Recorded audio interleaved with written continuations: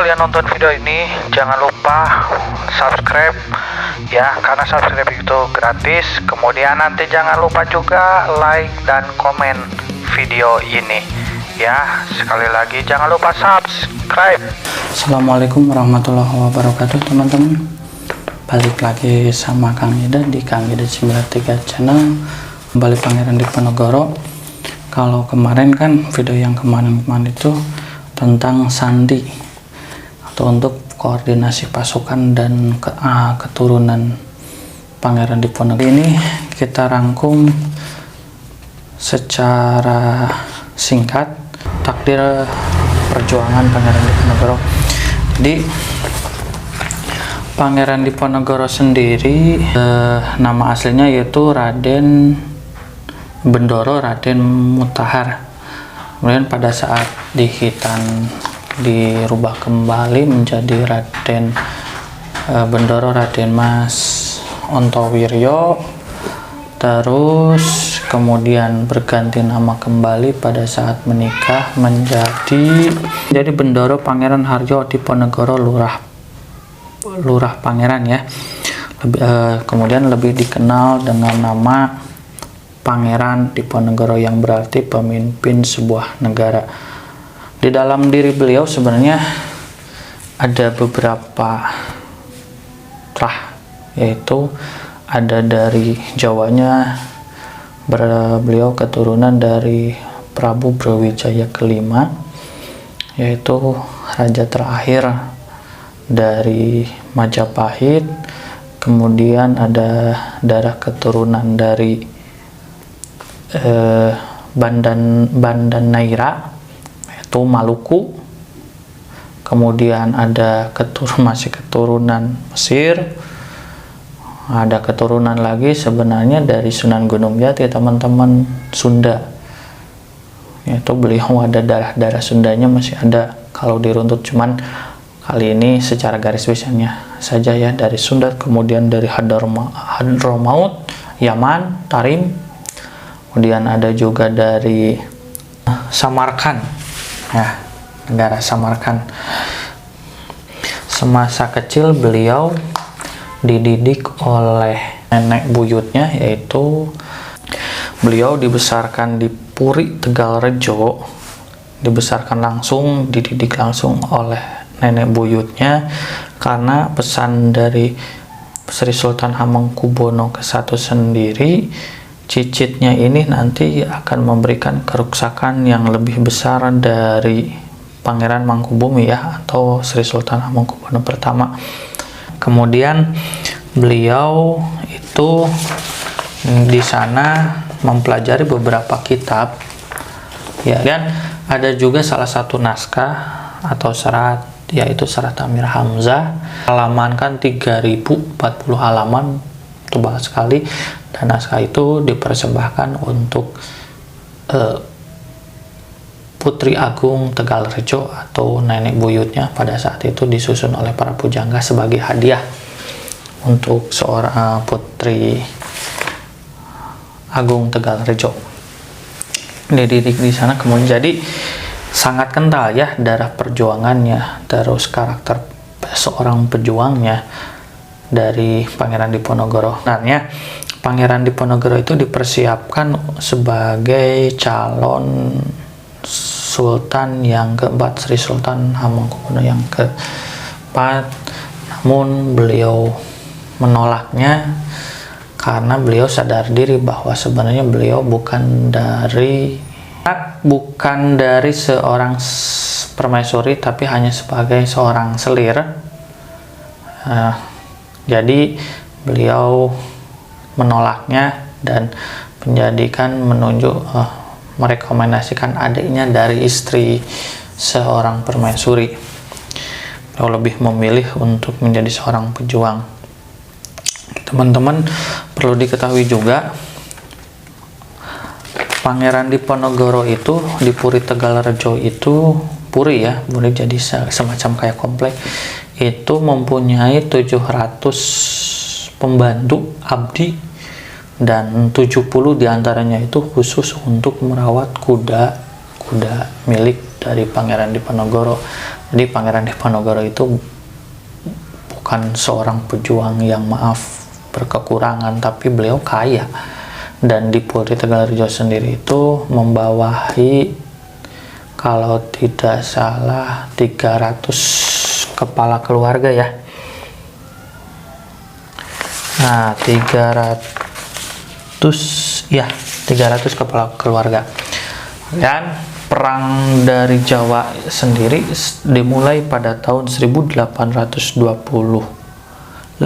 sampai 1830, itu hanya 5 tahun, tapi memakan biaya 20 juta gulden, dan pendapatan dari Belanda sendiri, APBN pemasukannya itu hanya 2 juta gulden dari seluruh tanah jajahan Belanda, termasuk dari Sri Lanka, Madagaskar, Nusantara sendiri, kemudian ada juga Suriname. Kan sekarang banyak nih keturunan Jawa yang ada di Suriname dan masih bisa berbahasa Jawa ya.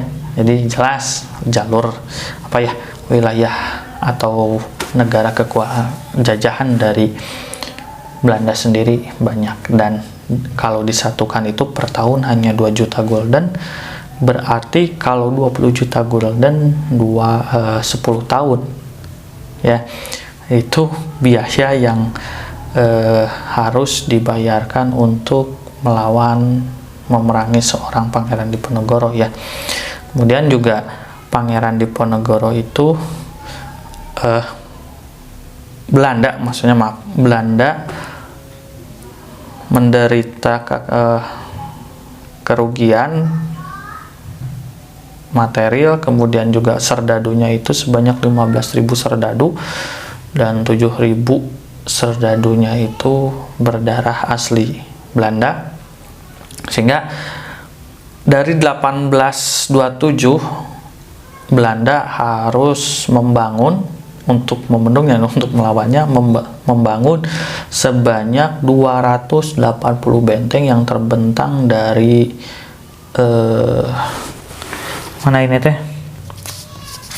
dari Kertosono sampai ke Cilacap. Salah satunya juga bentengnya sudah Kang Idad ungkap ya di video Kang Idad, yaitu tentang Benteng Pendem. Itu sesuai dengan dari tahunnya, masih berhubungan dengan perang Jawa. 280 benteng, jadi setiap wilayah itu telah direbut oleh Belanda, bangun benteng. Wilayah itu direbut oleh Belanda, dibangun benteng untuk memotong jalur logistik pangan pasukannya, kemudian juga jalur pergerakan dari perang gerilya Jawa. Memang dulu perangnya perang tipe seperti gerilya dan menjadi inspirasi perang kemerdekaan oleh Jenderal Sudirman, teman-teman, strategi perangnya. Dan koordinasi atau markas besar perang Jawa itu hanya di sebuah gua yang kecil, sempit. Markas komandonya itu di situ, di daerah Selarong, dan sekarang dikenal sebagai Gua Selarong. Gua tempat dulunya itu dipakai untuk markas besar strategi perang Jawa. Dan teman-teman perlu tahu juga, karena sebab perang Jawa itu selama 5 tahun, ada satu negara yang berhutang budi besar pada Pangeran Diponegoro pada peperangan ini, yaitu Belgia. Karena apa? Pada saat itu karena kas Belanda kosong, kemudian banyak pasukan yang dikirim untuk melawan Diponegoro, sehingga lemah. Pada saat itu kan masih juga terjadi peperangan saudara ya antara Belanda dan Belgia, sehingga kesempatan itu diambil untuk kemerdekaan Belgia. Dan sebenarnya walaupun waktu itu masih wilayah Belanda, sebenarnya Belgia mempunyai bahasa sendiri, bahasanya bahasa Spanyol, terus juga karakter postur tubuhnya berbeda dengan rakyat Belanda pada umumnya. Nah, sebenarnya itu ya teman-teman, ada satu negara yang berhutang budi pada Pangeran Diponegoro. Kemudian juga dari Perang Jawa itu sendiri yang dipimpin oleh Pangeran Diponegoro itu menjadi cikal bakal kemerdekaan Indonesia. Jadi bola salju. Yang pertama karena kalau diruntutkan ya, kalau disusun karena Perang Jawa yang dipimpin Pangeran Diponegoro, kemudian Belanda merugi dan harus menerapkan sistem tanam paksa. Jika satu daerah cocoknya itu ditanam kopi, semuanya ditanam kopi, dan daerah itu cocok ditanamnya tebu, tanam lada, tanam apa, dan harus diberikan kepada Belanda. Berapa menderitanya mungkin ya kalau kita bayangkan rakyat kita pada saat itu untuk mengganti kerugian, dan malahan keuntungannya besar sampai waktu itu Belanda mendapatkan income-nya itu sekitar 100 ke atas, 100 gulden. Negara kecil yang mempunyai devisa anggaran mengalahkan Inggris, mengalahkan Spanyol, mengalahkan Eropa, negara-negara di Eropa ya. Nah, dari tanam paksa itu juga di dalam pemerintahan kolonial adanya oposisi. Karena adanya oposisi melahirkan juga kebijakan politik etis atau politik balas budi. Dari politik balas budi kan dibangun, ada pembangunan fasilitas kesehatan, rumah sakit, sekolah, dan lain-lain. Nah, dari hal itu walaupun masih terbatas ya, hanya untuk kalangan bangsawan saja, tapi itu sudah cukup menjadi cikal bakal ataupun menjadi tersadarkannya masyarakat kita, rakyat Indonesia akan persatuan nasional. Karena dulu kan melakukan perlawanan hanya bersifat daerah Aceh, Lampung, Riau, Jawa, Sunda, kemudian Makassar,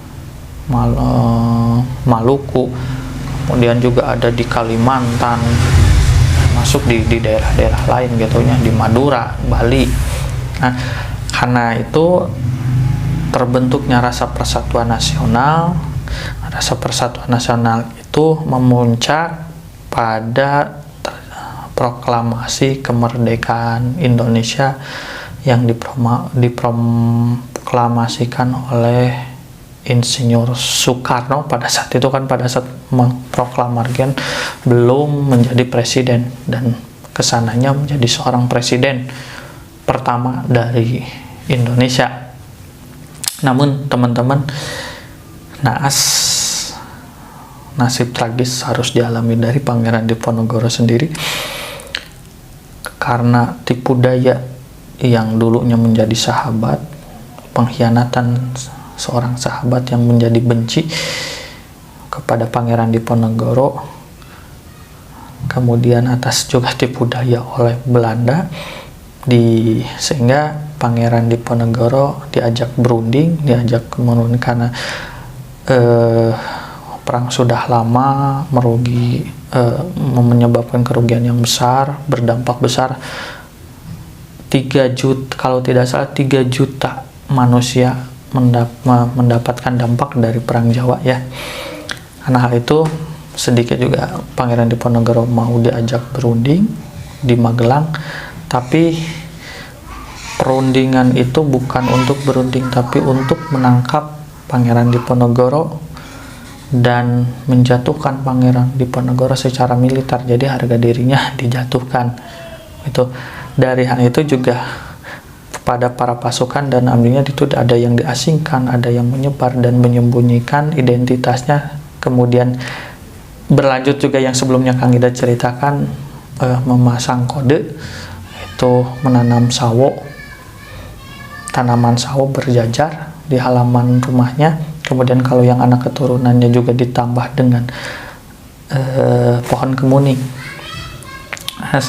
Pangeran Diponegoro harus diasingkan ke Sulawesi, ke Makassar, Kemudian juga pada waktu itu Belanda menjanjikan akan memberangkatkan Pangeran Diponegoro untuk berangkat haji, tapi sampai nafas terakhirnya permintaan itu atau janji itu tidak pernah terlaksana.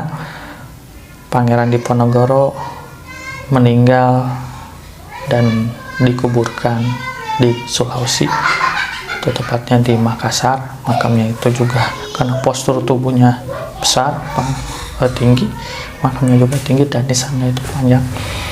Beliau meninggal di sana. Sebelumnya juga untuk menceritakan perjuangannya, Pangeran Diponegoro menulis naskah Serat Diponegoro, ditulis oleh beliau sendiri untuk nanti sebagai warisan masa depan agar diambil pelajaran penting. Itu teman-teman, sebagai konsekuensi dari seorang pejuang, seorang priai yang memilih jalan perjuangan untuk kemerdekaan bangsanya, untuk harga diri dari keturunannya, harga diri dari dirinya sendiri, karena tidak mau dijajah, tidak mau hidup di bawah pemerintah jajahan ya, pemerintah Belanda.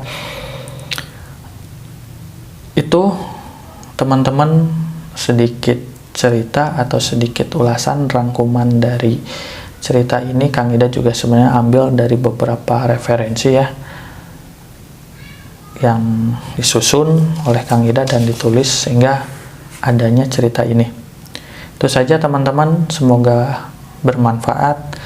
Dan teman-teman yang belum subscribe, mohon subscribe, like, dan komen agar Kang Idan makin semangat membuat video yang bermanfaat lainnya. Wassalamualaikum warahmatullahi wabarakatuh.